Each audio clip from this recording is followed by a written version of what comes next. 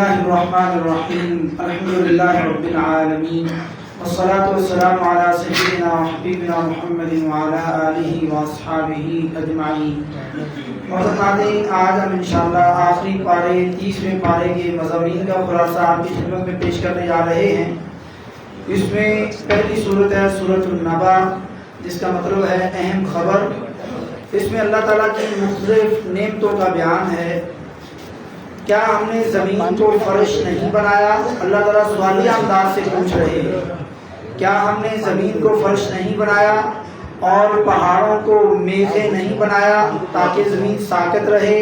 اور ہم نے تمہیں جوڑا جوڑا پیدا کیا، اور ہم نے تمہاری نیند کو آرام کا سبب بنایا، اور رات کو ہم نے پردہ بنایا، اور دن کو ہم نے روزگار کا ذریعہ بنایا، اور تمہارے اوپر ہم نے 7 مضبوط آسمان بنائے، اور بھی بہت سی نعمتیں ذکر کی۔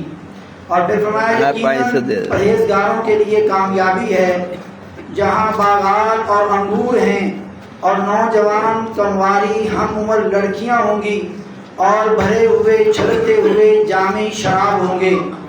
جس دن روح اور فرشتے صفیں باندھ کر کے کھڑے ہوں گے، اور کوئی کلام نہ کر سکے گا مگر جسے رحمان اجازت دے گا وہی ٹھیک بات زبان سے نکالے گا۔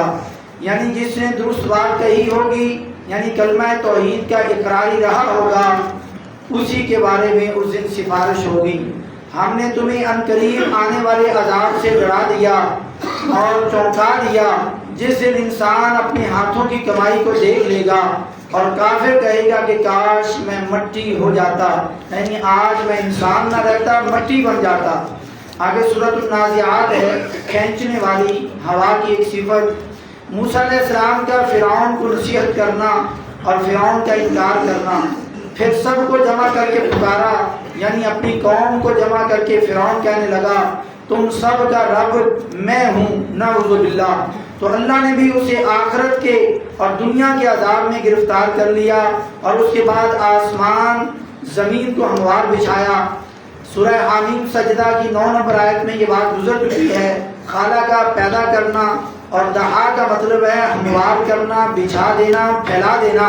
پہلے زمین کو اللہ رب العزت نے 2 دن میں پیدا کیا، پھر زمین کی تخلیق آسمان سے پہلے ہوتی ہے، پھر آسمان کی تخلیق ہوئی، پھر زمین کو ہموار کیا، رہائش کے قابل بنایا، اور ضرورت کی چیزیں مہیا کی۔ پھر قیامت وہ دن ہے جس دن انسان اپنے کیے ہوئے کاموں کو یاد کرے گا۔ تو جس دن سرکشی کی ہوگی اور دنیاوی زندگی کو ترجیح دی ہوگی، اور اس کا ٹھکانہ جہنم ہوگا۔ اس کے بعد جنت میں جانے کی 2 شرائط۔ ہاں، جو شخص اپنے رب کے سامنے کھڑا ہونے سے ڈر گیا، ڈرتا رہا، اور اپنے نفس کو خواہش سے روکتا رہا، یعنی گناہوں سے اور شرک اور بدعات سے وہ بچاتا رہا، اور جس نے ان 2 چیزوں کی توجہ کی تو اس کا ٹھکانہ جنت ہوگا۔ اس کے بعد سورت ہے سورۃ عبس، جس کا مطلب ہے تیوری چڑھانا، اپنے ماتھے پر سلوٹیں بنانا۔ اس سورت کا شان نزول میں تمام مفسرین کا اتفاق ہے کہ ایک بار حضرت عبداللہ ابن ام مکتوم نابینا صحابی ہیں رضی اللہ تعالیٰ عنہ، کچھ مسائل پوچھنے کے لیے نبی پاک صلی اللہ علیہ وسلم کے پاس تشریف لاتے ہیں، اور آپ اس وقت کفار قریش کے بڑے بڑے سرداروں سے گفتگو فرما رہے تھے، اور آپ صلی اللہ علیہ وسلم نے اس آنے والے نبینا صحابی کی باتوں پر کچھ توجہ نہ فرمائی، بے توجہی ظاہر کی، یا یوں کہہ سکتے ہیں کہ آپ صلی اللہ علیہ وسلم نے سمجھا کہ یہ تو میرا اپنا بندہ ہے، میرا صحابی ہے، ابھی نہیں بعد میں یہ بات پوچھ لے گا، لیکن یہ مکہ کے بڑے بڑے سردار ہیں، بڑی مشکل سے آج ان کے پاس ٹائم بنایا ہے، آج ان کو میں سمجھا دوں، دین کی بات سنا دوں۔ لیکن آپ صلی اللہ علیہ وسلم نے اس کی بات پر جب توجہ نہ کی تو اللہ رب العزت کو یہ بات پسند نہ آئی۔ تو فرمایا پہلی آیت کے اندر آپ شروع ہونے اور تیوری چڑھانے اور منہ موڑ لیا آپ نے، صرف اس لیے کہ اس کے پاس ایک نبینا آیا، تجھے کیا خبر، شاید وہ پاک ہو جاتا یا نصیحت سنتا، اسے نصیحت فائدہ دیتی۔ جو بے پرواہی کرتا ہے اس کی طرف آپ پوری توجہ کر رہے ہیں، حالانکہ اس سے نہ سننی ہے نہ اسے بات ماننی ہے۔ آپ پر کچھ الزام نہیں اور جو شخص آپ کے پاس دوڑتا ہوا آتا ہے وہ ڈرتا بھی ہے اور آپ اس سے بے رخی برتتے ہیں. یعنی کافروں کو پوری توجہ سے آپ بتا رہے ہیں جبکہ وہ بے پرواہی ظاہر کر رہے ہیں اور انہوں نے سنورنا بھی نہیں. تو آپ پر کوئی الزام بھی نہیں کہ آپ کیوں پوری توجہ سے ان کو بات بتا رہے ہیں. لیکن آپ کے پاس جو آنے والا نبینہ ہے دوڑتا ہوا آ رہا ہے اور آپ ناگواری کے اسرار ظاہر کر رہے ہیں تو اللہ رب العزت کو یہ بات پسند نہ آئی. حضرت عائشہ رضی اللہ تعالیٰ عنہ فرماتی کہ اگر رسول اللہ صلی اللہ علیہ وسلم نے دین اسلام میں کوئی چیز چھپانی ہوتی تو سورہ عبس کی یہ ابتدائی آیات چھپا دیتے، کیونکہ اللہ رب العزت اس میں پیارے نبی صلی اللہ علیہ وسلم کے ساتھ سختی سے پیش آ رہے. لیکن یہ بھی ایک ذرہ جتنی چیز بھی چھپائی نہیں گئی بلکہ اسی طریقے سے امت کے سامنے رکھی گئی اور قرآن بن گیا. تو یہ وہ قرآن ہے کہ اللہ رب العزت نے اگر سختی سے بات کی ہے تو اسی طرح امت کے سامنے پوری دنیا کے سامنے ہے اور اللہ رب العزت حق بات کہنے سے نہیں شرماتا. اس دن جب کل قیامت کا دن ہوگا، بس جب کان بہرے کر دینے والی قیامت آ جائے گی، اتنی زوردار چیزیں ہو جائیں گی کہ کان ہی بہرے ہو جائیں گے. اس دن آدمی اپنے بھائی سے، اپنی ماں سے، اپنے باپ سے، اپنی بیوی سے اور اپنی اولاد سے بھاگے گا. آج جن کے پیچھے پیچھے بھاگ رہا ہے کل ان سے دور بھاگے گا. یہ منظر ہوگا، کوئی کسی کا اس دن سگا نہیں ہوگا سوائے انسان، اور انسان کے اعمال وہ جیسے ہوں گے ان کا ساتھ ہوگا. اس کے بعد سورۃ التکویر ہے. تکویر کا مطلب ہے لپیٹنا. شروع سورت میں قیامت کے قائم ہونے کا تذکرہ کیا گیا اور جس نے قیامت کو دیکھنا ہو وہی سورۃ التکویر کا اور سورۃ الانشقاق کا ترجمہ پڑھے، جیسا کہ سنن ترمذی اور سلسلہ صحیحہ کی 1080 نمبر حدیث میں ہے. اس میں قرآن مجید شیطان کا نہیں بلکہ جبریل اللہ کی طرف سے لے کر کے آتے ہیں. اور جو لوگ یہ کہتے ہیں اور اس صورت کے اندر بھی ہے، اور یہ نبی غیب کی باتوں کو بتلانے میں بخیل یعنی کنجوس نہیں، یعنی جو بات بھی غیب والی آتی ہے یہ نبی مکمل طور پر لوگوں کو سمجھا دیتا ہے. اور یہ قرآن شیطان مردود کا کلام نہیں. پھر تم کہاں جا رہے ہو، یہ اللہ سوالیہ انداز میں یہ پوچھ رہا ہے. بتایا جا رہا ہے کہ جو بھی احکام اور فرائض آپ صلی اللہ علیہ وسلم کی طرف وحی کیے جاتے ہیں آپ صلی اللہ علیہ وسلم ان کو بتانے میں بخیل نہیں، اپنے پاس نہیں رکھتے، چھپاتے نہیں، بلکہ اس کی مکمل تبلیغ فرماتے ہیں. لوگ اس آیت سے غیب جاننے کا دعویٰ کرتے ہیں اپنے غلط عقائد پر پردہ ڈالنے کے لیے کہ آپ صلی اللہ علیہ وسلم غیب کی بات بتانے میں بخیل نہیں ہیں اس آیت سے. لیکن سورۃ النجم کی 2-3 نمبر آیت میں یا اللہ رب العزت یہ فرماتا ہے کہ ہمارا نبی اپنی مرضی سے نہیں بولتا جب تک ہم وحی نہ نازل کر دیں. تو جب اللہ وحی نازل کر دے تو وہ غیب نہیں رہا. اسی طریقے سے سورۃ الانعام کی 7ویں پارے میں 50 نمبر آیت، 59 نمبر آیت، سورۃ الاعراف کی 188 نمبر آیت، سورۃ النمل کی 65 نمبر آیت میں یہ بات واضح طور پر گزر چکی ہے کہ اللہ نے فرمایا کہ میرے نبی آپ خود ان کو بتائیں کہ میں غیب نہیں جانتا. پھر احادیث مبارکہ میں پھر حضرت عائشہ رضی اللہ تعالیٰ عنہ پر الزام لگنے والی بات، پھر نبی صلی اللہ علیہ وسلم کے وہ 70 صحابہ کرام قاری صحابہ جن کو لوگ لینے آئے اور پھر راستے میں جا کر کے انہوں نے شہید کر دیا اور اللہ کے نبی صلی اللہ علیہ وسلم کو علم نہیں، اور پھر 1 مہینہ تک فجر کی نماز میں ان کے لیے بد دعا کرتے رہے. اگر نبی کو یہ سب پتا ہوتا کہ میرے صحابہ کو یہ بلانے والے لے کے جانے والے قتل کر دیں گے، شہید کر دیں گے، تو نبی صلی اللہ علیہ وسلم کبھی بھی ان کو نہ دیتے. انہوں نے آ کر کے دھوکہ کیا لیکن آپ کو نہیں پتا چلا کیونکہ اللہ نے نہیں بتایا. تو یہ بے شمار دلائل ہیں کھلے اور واضح روز روشن کی طرح کہ یہ غیب اللہ کی صفت ہے. اللہ جب تک وہی کے ذریعے انبیاء کو نہ بتائے نبیوں کو پتہ نہیں چلتا، اور جب اللہ بتا دے تو وہی غیب ہے جو اللہ رب العزت لوگوں کو اپنے نبیوں پر ظاہر فرما دیتا ہے. تو ایسے عقائد اور مشرک اور بدعتی لوگ ایسی باتیں لا کر کے وہ اپنے عقائد بھی خراب کرتے ہیں، لوگوں کو بھی خراب کرنا چاہتے ہیں، گمراہ کرنا چاہتے ہیں. اس کے بعد سورۃ الانفطار ہے جس کا مطلب ہے دراڑ، پنجابی جنہوں آپ کہتے ہیں تریڑ پہلے. قیامت کا منظر اس میں بھی بیان کر کے فرمایا ہے انسان تجھے تیرے رب کریم کے بارے میں کس نے دھوکے میں ڈال دیا، کس نے تجھے بہکا دیا، جس نے تجھے پیدا کیا، پھر ٹھیک ٹھاک کیا، پھر درست اور برابر بنایا، جس صورت میں رب نے چاہا تمہیں ڈھال دیا اور خوبصورت بنایا. کرامن کاتبین لکھنے والے مقرر کر دیے، جو کچھ بھی ہم کرتے ہیں تم کرتے ہو وہ سب لکھتے جا رہے ہیں. پوری ایک ویڈیو، پورا ایک سسٹم ہے، ایک نیٹ ورک ہے جو اللہ رب العزت چلا رہا ہے. یعنی ہمارا ہر قول و فعل لکھا جا رہا ہے. جیسے کوئی شخص کسی شخص کے لیے کسی چیز کا مختار نہ ہوگا اور تمام تر احکام اس روز اللہ کے ہی ہوں گے۔ نبی صلی اللہ علیہ وسلم کو مختار کل ماننے والوں نے اپنے شرکیہ عقیدے کو ٹھیک کر لو۔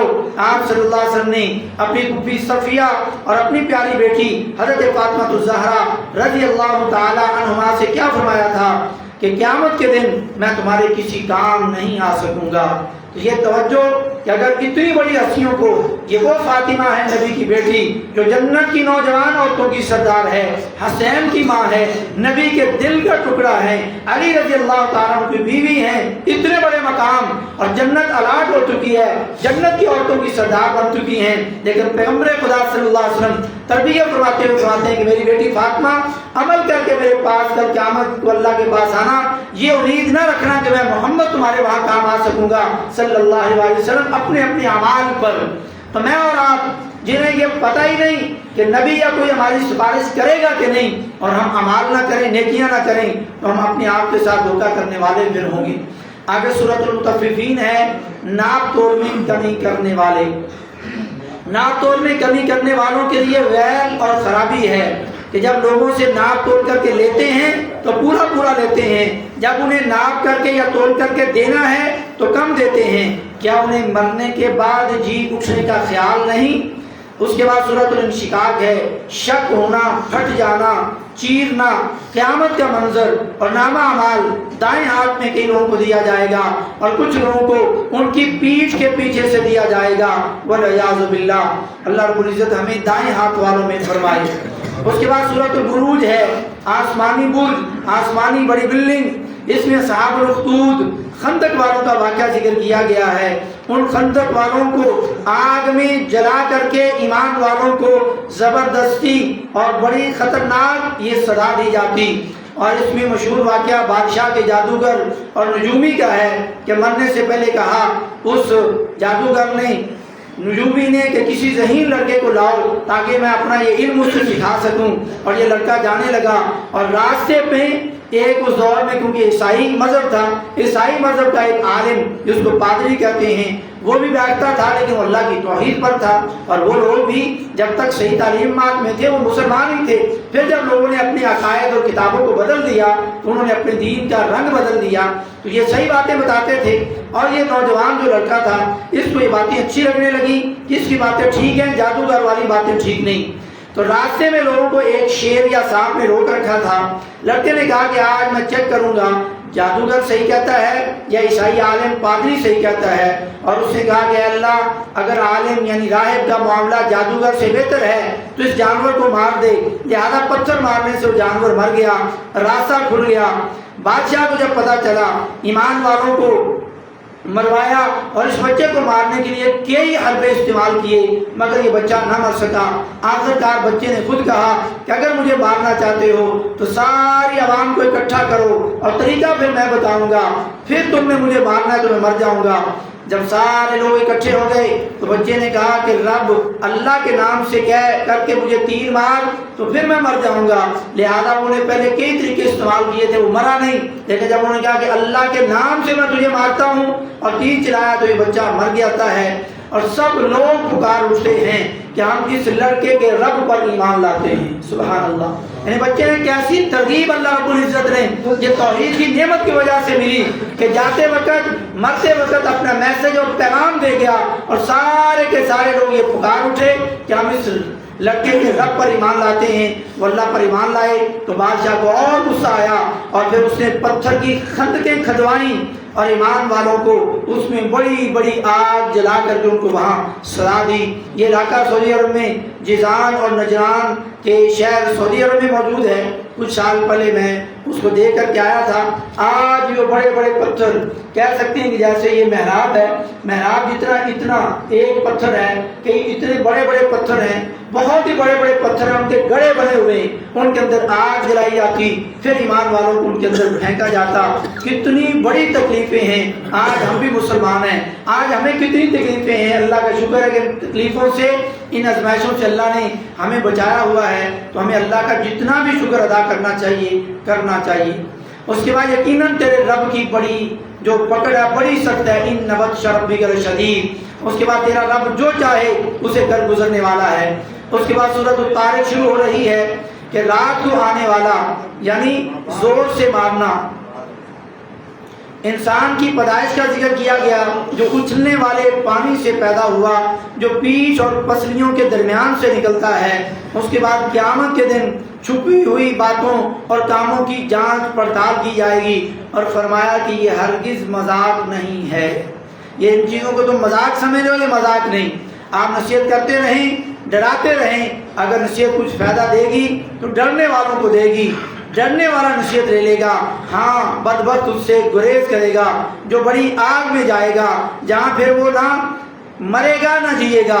بے شک اس نے فلاح پا لی اور کامیاب ہو گیا، جس نے اپنے رب کا نام یاد رکھا اور نماز پڑھتا رہا۔ لیکن تم لوگ دنیا کی زندگی کو ترجیح دیتے ہو، اور آخرت بہت بہتر اور باقی رہنے والی زندگی ہے۔ یہ ابھی والی جو میں نے باتیں کی ہیں مذاق کے بعد، یہ سورۃ الاعلیٰ کی ہے جو جمعہ کے دن پڑھی جاتی ہے، اس کا معنی ہے بلند۔ اس کے بعد سورۃ الغاشیہ، آنے والی آفت، اور اس میں قیامت کا منظر بیان کیا گیا۔ دو سکھیوں کو جو پانی پلایا جائے گا وہ نہایت گرم گندا پیپ والا پانی پلایا جائے گا، اور ان کے لیے سوائے کانٹے دار درختوں کے اور کچھ کوئی کھانا نہ ہوگا۔ آج جانور کانٹے دار درختوں سے کیسے پتے کھاتے ہیں، لیکن جہنمیوں کے لیے کانٹے دار درختوں کا کھانا ہوگا، والعیاذ باللہ، جو نہ کھانا ان کو موٹا کر سکے گا نہ ان کی بھوک مٹائے گا۔ اس کے بعد اونٹوں، آسمانوں، زمینوں اور پہاڑوں کی پیدائش کا ذکر کیا۔ اس کے بعد سورۃ الفجر ہے، فجر یعنی صبح کا وقت، انسانی رویوں اور آزمائشوں کا بیان۔ انسان کا حال یہ ہے کہ جب اللہ اسے آزماتا ہے اور عزت اور نعمت دیتا ہے تو وہ کہنے لگتا ہے کہ میرے رب نے مجھے عزت دار بنایا، اور جب وہ اس کو آزماتا ہے، اس کی روزی تنگ کر دیتا ہے، تو کہنے لگتا ہے کہ میرے رب نے میری اہانت کی، مجھے ذلیل کر دیا۔ تو یہ ایک انسان ایسا بالکل نہیں، ہرگز نہیں، تم لوگوں نے ہی اپنی عزتوں کو خوب خراب کیا ہے، کیونکہ تم لوگ یتیموں کی عزت نہیں کرتے، مسکینوں کو کھانے نہیں کھلاتے۔ جس دن انسان کہے گا کہ کاش میں نے اپنی زندگی کے لیے کچھ پیشگی سامان تیار کیا ہوتا، اور آخر میں اطمینان والی روح جس کو نفس مطمئنہ کہا گیا، اس کو کہا جائے گا کہ تو جنت میں داخل ہو جا۔ اس کے بعد سورۃ البلد ہے، بلد کا مطلب ہوتا ہے شہر۔ اللہ تعالیٰ نے آپ صلی اللہ علیہ وسلم کے رہنے کی جگہ مکہ مکرمہ کی قسم اٹھا کر کے آپ صلی اللہ علیہ وسلم کی شان کی مزید وضاحت فرما دی، اللہ کی نعمتوں اور انسان کی ناشکری کا بیان۔ اس کے بعد سورۃ الشمس ہے، شمس کا مطلب سورج ہوتا ہے، جس میں انسان کے تزکیہ نفس اور پاکی کا بیان ہے، کیونکہ انسان کے نفس میں نیکی اور برائی رکھ دی ہے۔ اے انسان، اب تیرے ذمہ ہے کہ تو کون سا راستہ اختیار کرتا ہے، نیکی والا یا برائی والا۔ اس کے بعد سورۃ اللیل ہے، لیل کا مطلب رات ہے، کہ انسان کے لیے آسانی اور تنگی، یہ زندگی کا اصول بیان کر دیا کہ صدقہ جنت کی راہ آسان کرتا ہے، اور بخل اور کنجوسی جہنم کی راہ دکھاتا ہے۔ تو صدقہ کرنا اپنے لیے، اپنے فوج شدگان کے لیے یہ جنت کا راستہ آسان کرتا ہے۔ ہم مسجد کے لیے، تعلیم کے لیے بھی پیسے جمع کر رہے ہیں، اپنے لیے، اپنے فوج شدگان کے لیے جنت کا راستہ آسان کرنے کے لیے دل کھول کر کے رمضان میں تعاون کر لیجئے۔ اگلے رمضان کا نہ مجھے پتہ ہے نہ آپ کو پتہ ہے کہ کیا ہوگا ہمارے ساتھ، ہم رہیں گے کہ نہیں۔ اپنے ہاتھوں سے دیا ہوا ہمارے کام آئے گا، اور جو کنجوسی کر رہا ہے، سوچ رہا ہے کہ میں دوں کہ نہ دوں، کتنے دوں، تھوڑے دوں، تو وہ جہنم کا راستہ آسان کر رہا ہے۔ یہ سورۃ اللیل کے اندر ہے۔ اس کے بعد سورۃ الضحیٰ، دن کا اجالا، جس کی پہلی دو آیات کا ترجمہ ہی بعض مولویوں نے بدل دیا کہ والضحیٰ واللیل اذا سجا۔ ترجمہ وہ یہ لوگ کرتے ہیں کہ اے نبی تیرے چہرے کی قسم، تیری کاری زلفوں کی قسم۔ یہ ترجمہ مولانا طارق جمیل صاحب، جن کو لوگ کہتے ہیں کہ وہ بڑا ہی نرم بیان کرتے ہیں، بڑی دنیا ان کا بیان سنتی ہے، اللہ اللہ، واہ واہ، بلے بلے، انہوں نے اس کا ترجمہ بدل دیا، اور بھی کئی مولویوں۔ ہم دراصل میٹھے میٹھے دین کی طرف جب پڑھیں جو کسی توحید کی بات نہیں کرتا، ہم کہتے ہیں بڑا اچھا مولوی، کیونکہ اس کا بیان بڑے لوگ سنتے ہیں۔ آپ لوگ کتنے سنتے ہیں؟ 50-100 لوگ، ان کو لاکھ بندہ سننے والا ہے۔ وہ ترجمہ کیا کر رہے ہیں؟ اگر کسی کو دیکھنا ہو تو میرے پاس کئی سالوں پرانی لیپ ٹاپ میں پڑی ہے وہ تصویر، وہ ویڈیو۔ وہ ایک جوڑے کا بندہ ایک بار حج پہ گیا تھا تو اس نے پوچھا، وہ تلاش کی گئی، مل گئی۔ جس میں وہ کہتے ہیں والضحیٰ واللیل اذا سجا، کیا نبی تیرے چہرے کی قسم، تیری کالی زلفوں کی قسم۔ یہ ترجمہ نہ کسی وہابی نے کیا، نہ کسی دیوبندی نے کیا، نہ کسی بریلوی نے کیا، لیکن یہ مولانا طارق جمیل صاحب نے کیا، اور لوگ جھوم کے کہتے ہیں ماشاء اللہ، واہ واہ، بلے بلے، پتہ ہی نبی کی بڑی شان بیان کر دی۔ یہ کوئی شان بیان نہیں کی، ترجمہ بدل کی۔ والضحیٰ قسم ہے چاشت کے وقت کی، جب دن اجالا ہو جائے، یہ ہے۔ واللیل اذا سجا قسم ہے رات کی جب چھا جائے۔ مگر مولوی صاحب اپنی بلے بلے اور لوگوں کی واہ واہ کے لیے ترجمہ ہی کچھ اور کر دیتے ہیں۔ اے محبوب مجھے تیرے چہرے کی قسم اور تیری کاری کملی کی زلفوں کی قسم، استغفر اللہ، یہ ترجمہ کر کے لوگوں سے وہ کیا لینا چاہتے ہیں۔ اور اس کے بعد نبی صلی اللہ علیہ وسلم پر 3 احسانات کا ذکر کیا گیا۔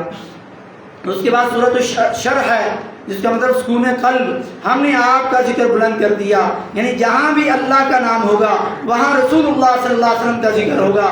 اذان ہے اشہد ان لا الہ الا اللہ، اللہ کا ذکر ہے، وہاں اشہد ان محمد رسول اللہ، نبی کا ذکر ہے صلی اللہ علیہ وسلم۔ تکبیر میں بھی یہ ہے، نماز میں بھی یہ ہے، آپ سورہ فاتحہ پڑھ کے اللہ کا ذکر کرتے ہیں، اور نماز کے آخر میں درود ابراہیمی پڑھ کے رسول اللہ صلی اللہ علیہ وسلم کا ذکر کرتے ہیں، اور بھی زندگی میں اسی طرح۔ پھر مشکلات میں گرے ہوئے بھی اللہ کا در کبھی نہ چھوڑیں۔ زندگی میں تنگی کے بعد آسانی ہے، اور اس کے برعکس بھی عام طور پر زندگی میں پہلے تنگیاں آئیں گی، آپ پریشانی والی زندگی گزاریں گے، پھر آسانیاں ملیں گی۔ ان مع العسر یسرا، پہلے عسر تنگی ذکر کی، یسرا پھر آسانی آنے والی ہے۔ اور کبھی الٹ بھی ہو سکتا ہے کہ آج آپ کے پاس آسانیاں ہیں اور حکم دیا گیا پس جب آپ فارغ ہوں تو عبادت میں محنت کریں، عبادت میں لگ جائیں۔ یہ رسول اللہ صلی اللہ علیہ وسلم کو اللہ تعالیٰ حکم دے رہا ہے، جن کی عبادت پہلے کی طرف ہی دل لگائیں۔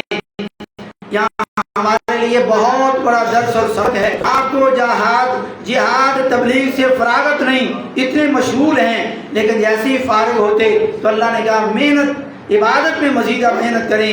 ہم آج فارغ ہیں، اور جب فارغ ہو جائیں ہمارا ٹائم کس میں گزرتا ہے؟ گپ شپ میں، موبائل میں، فون میں، ادھر ادھر کی باتوں میں۔ لیکن رسول اللہ صلی اللہ علیہ وسلم کا فارغ وقت جو آرام کرنے والا ہے، اس میں بھی آپ اللہ کی محنت کرنے میں اپنا ٹائم لگاتے ہیں۔ اس کے بعد سورۃ التین ہے، تین کا مطلب انجیر ہے، انجیر، زیتون، طور سینا اور مکہ امن والے شہر کی قسم اٹھائی اللہ نے۔ اللہ رب العزت جس کی چاہے قسم اٹھا سکتا ہے، مگر ہمیں اللہ کے علاوہ کسی اور کی قسم اٹھانے سے منع کر دیا ہے، اور اللہ کے علاوہ کسی اور کی قسم اٹھانا یہ شرک ہے۔ یقیناً ہم نے انسان کو بہترین صورت میں پیدا کیا، اور سورہ بنی اسرائیل میں فرمایا وَلَقَدْ كَرَّمْنَا بَنِي آدم، کہ ہم نے اولاد آدم کو بڑی عزت سے نوازا ہے۔ مگر لوگ اپنے آپ کو انسان کی بجائے، کوئی کہتا ہے میں مدینے کا کتا ہوں، کوئی کہتا ہے میں نبی کا کتا ہوں، اپنے نام کے ساتھ کوئی گدھا لگاتا ہے، کوئی کتا لگاتا ہے، کوئی کہتا ہے میں مدینے کی گلیوں کا کتا۔ اللہ نے اس انسان کو اشرف المخلوقات بنایا۔ اللہ فرما رہا ہے کہ ہم نے تجھے عزت دی، مگر یہ اپنے آپ کو ذلیل کرنا چاہتا ہے۔ یہ جہالت ہے، یہ گمراہی ہے، یہ قرآن کے اصول کے خلاف ہے۔ اللہ کی اس عظیم نعمت جو اللہ نے انسان بنا کر کے تجھے دی، اس نعمت کا تو کھلواڑ بنا رہا ہے، اور اس نعمت سے تو دور بھاگ رہا ہے، اور یہ ناشکری ہے۔ اور جو ناشکری کرے اللہ رب العزت قرآن میں فرماتا ہے کہ ہم اسے سخت ترین عذاب دیں گے۔ اس کے بعد سورۃ العلق، جمع ہوا خون، جس کی پہلی 5 آیات جو پہلی وحی میں نازل ہوئی، جس کی ابتدا لفظ اقرا سے ہے، اقرا بسم ربک الذی خلق۔ کیا آپ پڑھنے والی امت ہیں، مگر آج ہم مسلمانوں نے جن کو پہلی آیت کے پہلے لفظ میں پڑھنے والی امت کہا گیا، کیا پڑھنا ہے؟ اس دین کو، اس قرآن کو، اس حدیث کو ترجمے کے ساتھ، کیونکہ ہماری زبان نہیں، مگر زندگیاں گزر گئیں۔ جو نبی جس پر آنے والا وہ فرشتہ پہلا لفظ ہمیں پڑھنے والا دیتا ہے، لیکن ہم نے اس قرآن کو پس پشت ایسا ڈالا، زندگیاں گزر گئیں، ہم نے اس کو ترجمے سے نہیں پڑھا۔ آخری پارہ ہے، آخری باتیں چل رہی ہیں، دل نہیں، آپ نے کبھی کوشش نہیں کی، کئی بار توجہ کی، شیطان بیچ میں آ گیا۔ ذرا آج اس پہلی وحی کو سامنے رکھ کر کے آج سے ابھی سے قرآن کو ترجمے سے شروع کر دیں، اور قرآن کا اصل جو مقصد ہے اس کو اپنی زندگی میں لے آئیں۔ اس کے بعد سورۃ القدر ہے، قدر والی سورت، جس میں لیلۃ القدر کی اہمیت اور فضیلت بتائی گئی، جو 1000 مہینوں یعنی 83 سال 4 مہینے کی عبادت کے برابر نہیں بلکہ زیادہ بہتر ہے۔ اس کے بعد سورۃ البینہ، واضح دلیل، اصل دین کا خلاصہ بیان کیا کہ صرف ایک اللہ کی عبادت کرنے اور اس کے لیے ہی دین کو خالص رکھنے کا حکم دیا گیا۔ اور اللہ نبی صلی اللہ علیہ وسلم کے صحابہ سے راضی ہو گیا اور صحابہ اللہ پر راضی ہو گئے. کیا شان اور مقام اور کیسا سرٹیفکیٹ دنیا میں اللہ رب العزت نے اپنے نبی کے صحابہ کو دے دیا. رضوان اللہ علیہم اجمعین رضی اللہ عنہم ورضوا عنہ رضی اللہ عنہم وارضاہم. اللہ بھی ان پر راضی ہو گیا, میں بھی ان پر راضی ہوں, آپ بھی ان پر راضی ہو جائیں. مگر افسوس آج بکواسات کرنے والے لوگ صحابہ کے خلاف بکواس کرتے ہیں اور صحابہ کے خلاف لوگوں کو بھڑکاتے ہیں تاکہ جب اس جماعت کے اندر شکوک و شبہات پیدا ہو جائیں گے تو ہم یہ لوگوں کو کہہ سکیں گے کہ صحابہ ایسے ویسے تھے, انہوں نے دین دیا تو ہم دین کو ہی نہیں مانتے. یہ لوگوں کی چال ہے, وہ چال کو چل رہے ہیں, مگر جن کو اللہ نے توفیق دی, یقین دیا, دماغ دیا, وہ صحابہ کے بارے میں کوئی بھی بات کرے تو آپ فوراً اس سے پیچھے ہٹ جائیں, وہاں سے فوراً اٹھ جائیں اور ایسے لوگوں کو سننا بند کر دیں.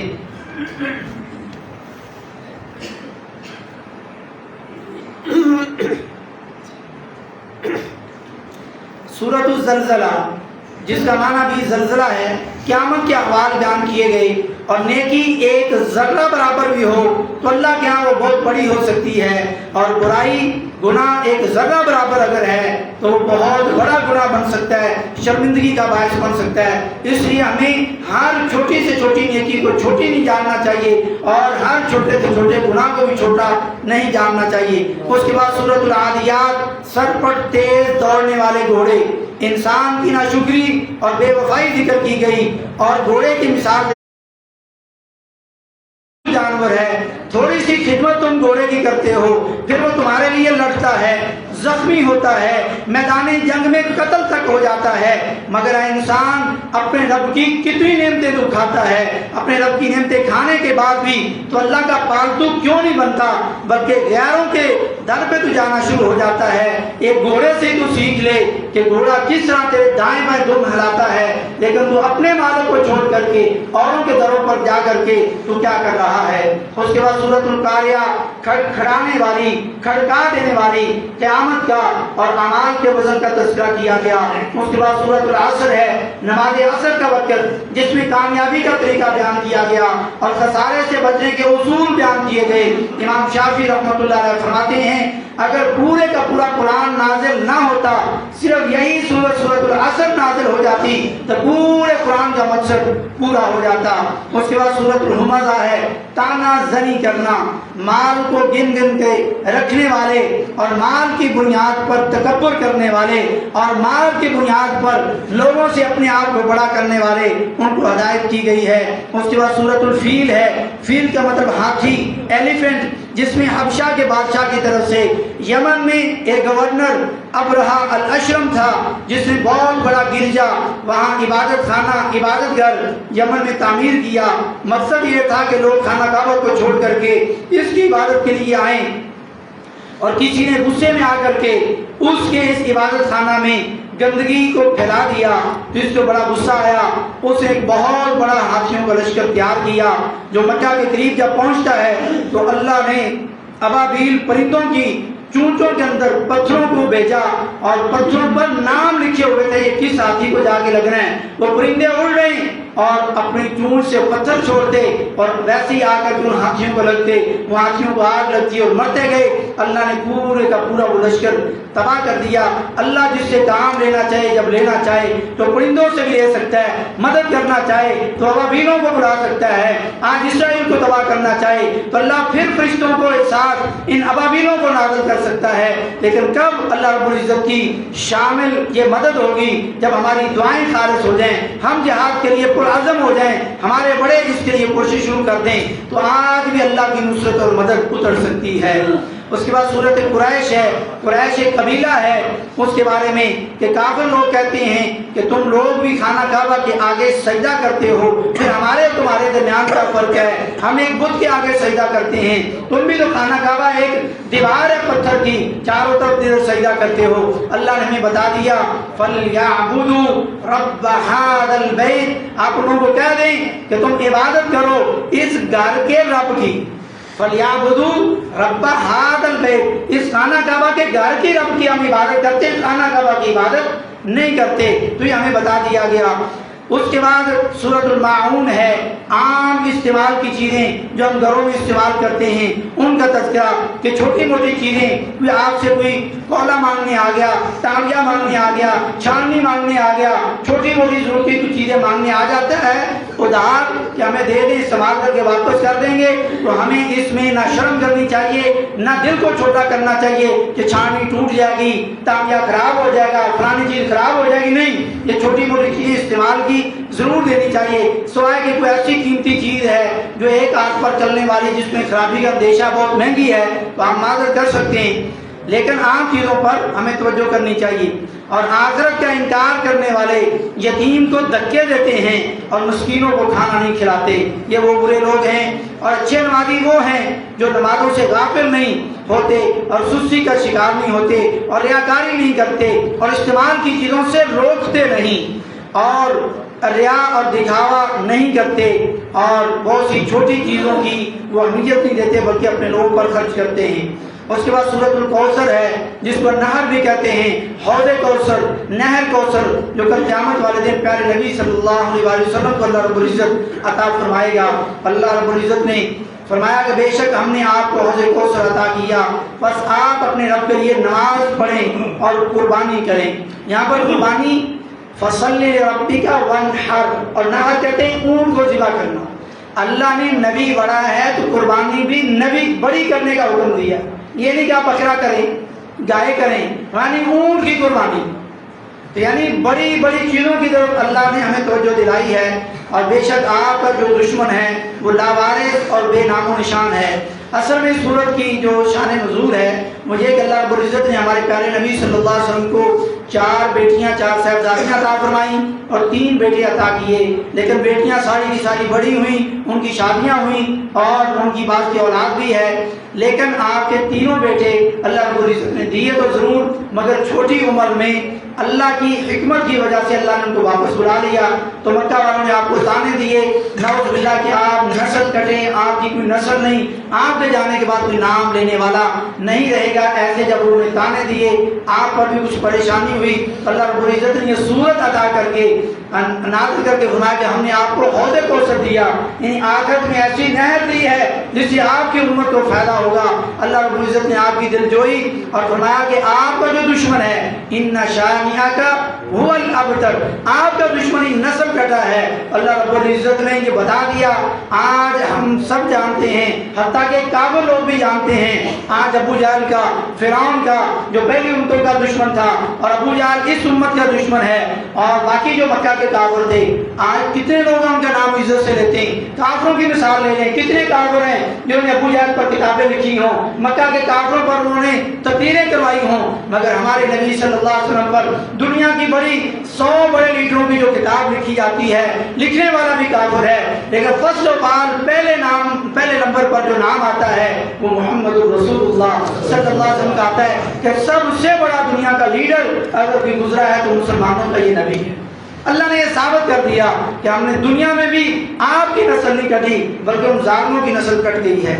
اس کے بعد سورۃ الکافرون ہے جس میں کافروں نے مطالبہ کیا کہ کچھ دن آپ ہمارے بتوں کی عبادت کریں، کچھ دن ہم آپ کے رب کی عبادت کریں تاکہ ہماری لڑائی ختم ہو جائے۔ فرمایا کہ نہ میں عبادت کرتا ہوں اس کی جس کی تم عبادت کرتے ہو، یعنی یہ ممکن ہی نہیں کہ میں توحید کو چھوڑ کر کے شرک کا راستہ اختیار کروں، یہ ایسا ہو ہی نہیں سکتا۔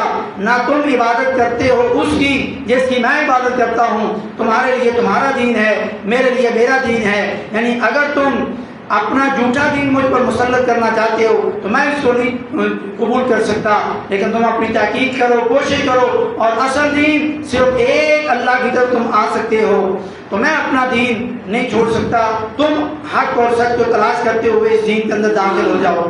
اس کے بعد سورۃ الفتح ہے جس کو سورۃ النصر بھی کہتے ہیں، جس کا معنی ہے مدد، اور بھی اس میں خوشی اور اتمام نعمت ہے کہ جب بھی ہمیں کوئی نعمت ملے تو اللہ کا شکر ادا کرنا چاہیے اور استغفار کرنا چاہیے، اللہ سے معافی مانگنی چاہیے۔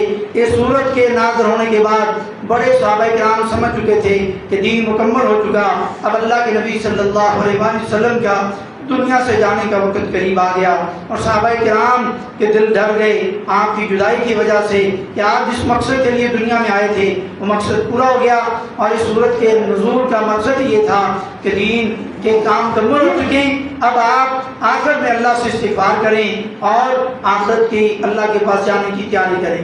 اس کے بعد سورۃ اللہب ہے جس کو سورۃ المسد بھی کہتے ہیں، آگ کے شعلے۔ نبی صلی اللہ علیہ وسلم کے سگے چچا ابو لہب نے سب سے پہلے توحید کی پہلی اور اعلانیہ دعوت پر نبی کریم صلی اللہ علیہ وسلم کو بد دعا دی، نعوذ باللہ، کہ تیرے ہاتھ ٹوٹ جائیں تو برباد ہو جائے۔ اللہ رب العزت نے پھر اس کا رد کیا اور جواب دیا، اللہ کو اپنے اور اپنے نبی کی توحید، اللہ کو اپنی توحید اور نبی صلی اللہ علیہ وسلم کی رسالت کے مقابلے میں آپ کے کسی خاندان، کسی رشتے اور کسی سید ذات، کسی شاہ ہونے کے، کسی گورے کالے کی، کسی خوبصورت کی کوئی پرواہ نہیں۔ جو توحید اور سنت کی پرواہ نہیں کرتا، اللہ بھی اس کا ذرہ برابر لحاظ نہیں کرتا۔ اللہ نے یہ خیال نہیں کیا کہ میرے نبی کا سگا چچا ہے، سید خاندان کی جڑ ہے، اللہ رب العزت نے اس پر بد دعا بھیج کر کے، لعنت بھیج کر کے ہمیشہ ہمیشہ کے لیے جہنم کا ایندھن بنا دیا۔ لہذا توحید اور سنت میں غیرت مند اور موحد اور مطیع ہو کر کے جینا چاہیے اگر جنت میں ہم جانا چاہتے ہیں۔ اس کے بعد سورۃ الاخلاص ہے، وحدانیت، اکیلا اللہ تعالیٰ کا اس میں تعارف کروایا گیا، توحید کا خلاصہ بیان کیا گیا۔ کہہ دو اللہ ایک ہے، یعنی کوئی دوسرا اللہ نہیں ہے، تو کسی اور کے در پر نہ جا، کسی اور کے در پر دھکے نہ کھا۔ اللہ الصمد، اللہ بے نیاز ہے، اس کی کوئی حاجت نہیں، اس کی کوئی ضرورت نہیں۔ جو لوگ کہتے ہیں کہ ایک نبی کی خاطر، ایک نبی کے واسطے اللہ نے ساری دنیا بنائی ہے، اس آیت میں ان کا رد ہے۔ ایک طرف کہتے ہیں وہ اللہ الصمد ہے، بے نیاز ہے، اور دوسری طرف یہ کہتے ہیں کہ اللہ نے اپنی نبی کی خاطر یہ دنیا بنائی ہے۔ ایسا نہیں، بلکہ یہ لوگ شرکیہ شعر بھی پڑھتے ہیں۔ جب میں اسکول میں تھا 5ویں 6ویں میں، اور ایسی عمر کے اندر لوگ محبت کے اشعار پڑھتے ہیں اور ایسے ایسے اشعار پڑھتے ہیں جو شرکیہ ہوتے ہیں۔ یہ شعر اس وقت میری نظر سے بھی گزرا، پڑھا بھی تھا، لیکن اللہ معاف فرمائے اس وقت مجھے بھی نہیں پتا تھا کہ اس کا معنی کیا ہے۔ اور لوگ یہ محبت میں آ کر کے یہ شعر پڑھتے ہیں، نعوذ باللہ، خدا بھی نہ بچ سکا محبت کے تقاضوں سے کہ ایک محبوب کی خاطر ساری دنیا بنا ڈالی۔ استغفر اللہ۔ کیا آپ کہنا چاہتے ہیں کہ اللہ بھی نعوذ باللہ، جس طرح آپ کسی سے محبت کر بیٹھیں، آپ اس کے بنا رہ نہیں سکتے، آپ خودکشی کر دیتے ہیں، اپنی چھت سے چھلانگ لگا کے اپنے آپ کو ختم کر دیتے ہیں، یہ محبت کا تقاضا ہے؟ اللہ رب العزت بے نیاز ہے کسی کی بھی محبت سے۔ ہمارے نبی کو اللہ نے مقام دینے کے لیے تمام نبیوں کا سردار نبی بنایا اور اپنا محبوب بنایا شان اونچی کرنے کے لیے۔ یہ اللہ کی کمزوری نہیں ہے، نعوذ باللہ، اللہ اس کا محتاج نہیں ہے، لیکن اللہ نے شرف اور مقام دینے کے لیے آپ کو اپنا محبوب بنایا۔